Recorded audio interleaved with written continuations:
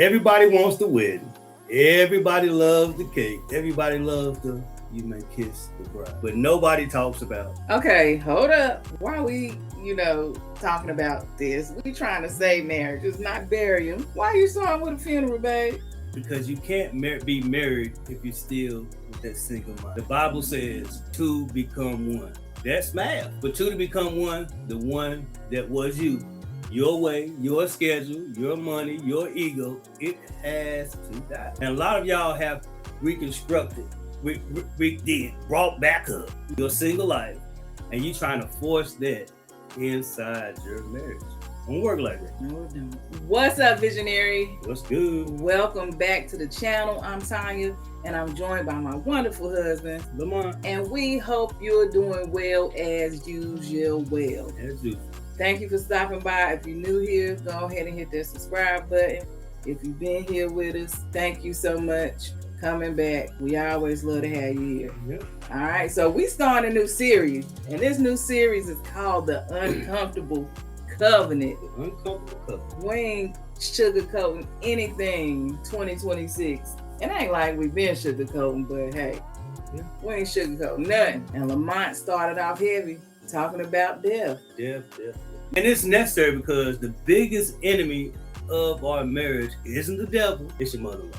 No, it ain't your mother-in-law, it's your independent. Break that down, babe, because us women today, we taught to be independent. I got my own bag. I got my own career. Y'all know the song. Got my own car. Are you saying that's wrong? I'm not saying that it's wrong. I'm saying it's a tool for being single. It's not a tool for being married. Okay. In marriage, independence is just a fancy word to say I don't fully trust. I get that. Okay, before the comment section start blowing up, we got to show our receipts because we struggle with this too. Let's talk about the time where one of us acted independent and it was really just selfishness. I'll expose myself. Remember when I booked that trip last year? Yeah. I ain't asked you. Yeah. I just told you we were going. I remember. And what did you say when I asked you? Why are you going to book that trip without checking in with me? I said, it's your birthday. We got a party like it's your birthday. You can't book a trip for my birthday. Everything can't be. But yes. And I also threw in there that I had made a bigger bonus that year. So I'm like, why do I need permission to spend that bonus for my baby birthday? But it was selfish because I didn't consider your feelings on, even what you wanted to do for your birthday. Because you said I made the bonus check so I can spend how I want. Yeah. And that right there, that's style. That's the moment you said, I got a bonus check. You stepped out of covenant because there's no I or my in one place. That's facts. So you see, the issue wasn't the trip or even the money. The issue was that you felt safer making the decision alone than it's our decision that we're gonna make the best decision together. Independence is not just bad. Independence is a defensive. Yeah, that's deep, babe. I think a lot of us wives do because we're afraid if we ask, the answer gonna be no. So we just do it anyway, and we tend to ask for forgiveness later. I mean, sometimes if it's no, then sometimes it can just be no. Yeah. You gotta accept it. Yeah. And so let's go back to definition of Genesis 2:24. Let's look at the blueprint. Yeah. Genesis 2:24. Therefore, a man shall leave his wife and mother. Genesis 2:24. Therefore, a man shall leave his father and his mother and cling to his wife, and they two shall become one flesh. So let's focus on this word. Yeah, let's focus on cleave. We'll hold fast. And let's think about this as us gluing two pieces of construction paper together. If you try to rip them apart and make them independent, again, not only do you mess it up, but you shred. The paper gets shredded to mess, and that's what divorce is. That's what separation is. You tearing the fibers of your soul. Yeah, that's deep. I'm just imagining the rip of two pieces of paper that's glued together. They are on shreds. Now it's uneven. Yeah, there's both no people way you can put uneven. them back together as two nice sheets of paper anymore. Yeah. So let's get practical. If you're watching this, how do you know if you're idolizing independence? we're going to give you 3 signs. And sign number 1 is financial secrecy. Mm-hmm. If you got that stash, that side account, or mad money that your spouse don't even see. Mad money. That money, if I get bad, I'm gonna go stay at the hotel. He's like, why because I got some stash money. I got that mad money. When I get mad, I'm going to the room. Okay. Or she says she's going to mama house. She had sitting at the room. Or she went shopping. Or he went shopping. You preparing for divorce. Because you are keeping an exit strategy. Yeah. And anytime, I know back in the day they say, well, even now they just say you always gotta have a stash, that second stash. Don't never put all your eggs in one basket. But there's that person right there is planning the exit.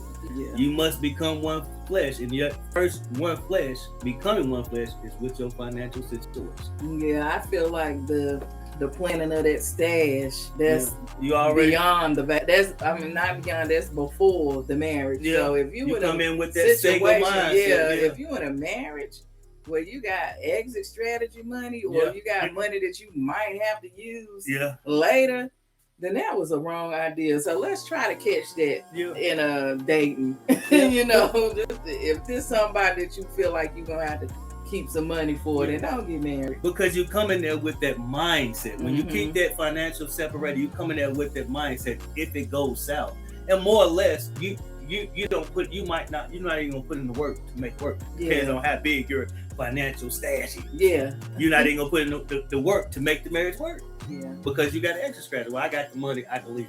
And that's a big difference between a lot of people that do have money that kind of be stuck inside a relationship. But if you have money, dealing with money can make you kind of not go all in the marriage. Yeah.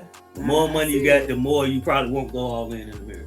Yeah. And just to think about that though, I got an exit strategy in your marriage. It's like crazy because you can think things on, you can speak things into existence. You set yourself, you kind of planning set yourself up to the vision that you have for your marriage is not to succeed. Yeah. It's what if.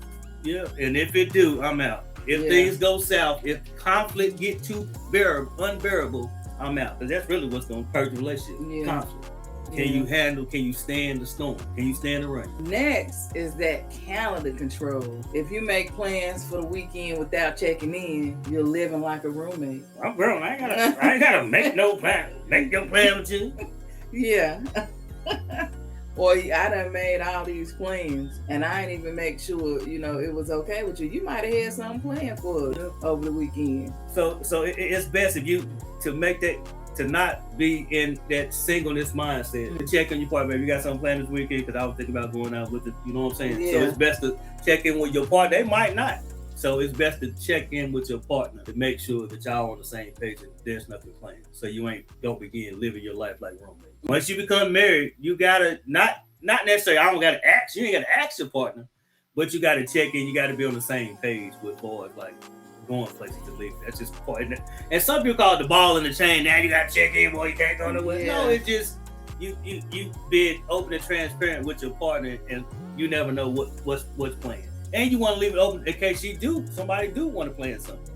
But if you already making plans before they do, they like, well, I did have something planned, but since you already did that, I ain't gonna do it. Sometimes people won't even say nothing because you already be making plans without them, or making plans before them. Yeah. So it's good to check in with your partner so y'all don't become two individual roommates, and you can't tell me what I can do, and I ain't gonna tell you what to do. You can't talk to me. Y'all become independent people trying to make a oneness marriage work. Yeah, that ain't math. That ain't math.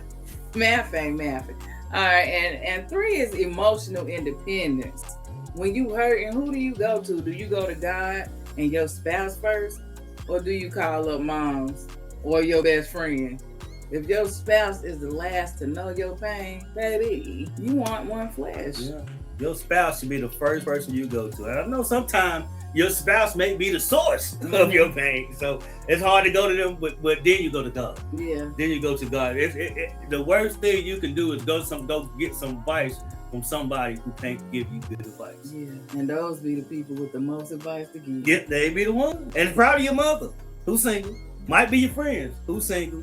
It might be somebody who cannot teach you how to be more relational. It might be somebody who cannot teach you how to become more one with your. So the advice you get to somebody who can teach you how to be a better spouse, not a worse spouse. Yeah. Not somebody single who think individually. So they might have good motives, but in the end, they're gonna be with a singleness mindset. That's how they think. That's all. If you're single, the more like a lot of times you're gonna think in a single mindset. Yeah, and another important thing is to know how to receive. Yeah. You know how to receive, even if it's your baby sister who's been married for quite some time and the marriage is going good. Yeah. Know how to receive it from her. Yeah, because whatever she's telling you, don't take it to the heart. It might be something that you don't like to hear. Yeah. But hey, that's how it go. The ones that love you gonna give it to you raw and uncut. No sugarcoat in 2026. And the ones, like you said, that's married, that's in the relationship with you win. Yeah. So just because they young, they might be doing something that's working in their marriage that you haven't ever thought about. So never despise where you getting the good information, where it's come from, as long as they in line to what you doing in your life. I'm married, so I want to take advice from married people. Yeah. Or I'm married, I want to take advice from people who's been married. I don't want to take advice from somebody who's been single their whole life. Yeah, people be so, close to smell that they can't take that advice from like their baby sister or like, somebody. But even that they want to do, they just can't take it. Yeah. Too close to smell. That even happened to Jesus. I want you to have the men specifically. You call yourself the head of the household, but you live separate lives. You come home, play the video games, maybe you go to the gym all day, or you do things in a separate fashion. This is not headship or leadership. You becoming a roommate. You becoming a tenant inside the house. You're renting space in your wife's life. Yeah. Because you're not involved inside the duties and the responsibilities of the house and the marriage. And if you don't have kids, then your responsibility, your duties go to your wife. Even if you have kids, your responsibilities and duties go to your kids and wife. But wife come first, and then God. God, wife, kids. God, husband, kids. So we gotta discuss the no-go zone. We gotta address the no-go zone. We gotta address this cultural cliche, and that's the lie of me time. We gotta hit again the no-go zone. The phrase we have, just need some me time. I just need some me time. Careful now. They gonna come with. I'm ready. Come on. But sometimes you do need me time though. Yeah, but look, rest is holy. God rested, but the culture uses me time as an escape from the marriage. Mm-hmm. If you feel like you in a prison and need parole from your husband and the kids to be happy, the problem isn't that you need a spa day. The problem is your view marriage. Yeah. So what's the solution to that? We recharge. Yeah. How can we get a recharge? We recharge. Yeah. Not I. We. Instead of me time, let's call it recharge. Recharge. And communicate it. Tell your partner we need a recharge. Baby, I'm drained. I need 2 hours, or maybe I need a day. Slow down, pray, sleep, so I can come back and be a better husband or be a better spouse. You don't take no weeks at a time. I think a day is a bit much. Who depends on the schedule. You know what I'm saying? Different folks, different things. Mm-hmm. The difference it's a whole big difference from I need to recharge than leave me alone. You working my nerves. Yeah. I need some me time. Yeah. Yeah, we ain't letting you click off this video, this podcast, without homework. This week, we want you to identify the one thing you've been keeping separate. For example, maybe it's your phone password. Yeah. You don't let you pick up that phone every time you go out. You don't let that phone sit still. Maybe it's your credit card. Maybe it's a friendship your spouse don't like. That friend that he told you that's bad for you, or he or she told you it's bad for you. Bring it to light. Yeah. Confess it. Kill the independence before your independence in your relationship starts to kill the intimacy in the relationship. Yes. So this has been another episode of Visions of Love in Relationships. So before we go, let's pray. Let's give a word of prayer so we can bring this to a close. Father, we repent from our idol of self. We repent for wanting to benefit from a marriage without sacrificing. Break the spirit of independence in our home. Weld us together. Let there be no secret. Let no hidden agendas be inside our marriage. Just one flesh glorifying you. In Jesus' name we pray. Amen. Next week, We'll open the bank statements, financial infidelity. You don't want to miss this. They have vision. And together they built the life that they love. Go build. We'll see you in the next. In the city light shine so bright, on your months. We're in the sharing stories on our podcast every night, spreading love and soul. Our words take flight, talking about love. We keep it real through the ups and downs. We stand tall, voices blend like a sweet harmony, touching hearts, create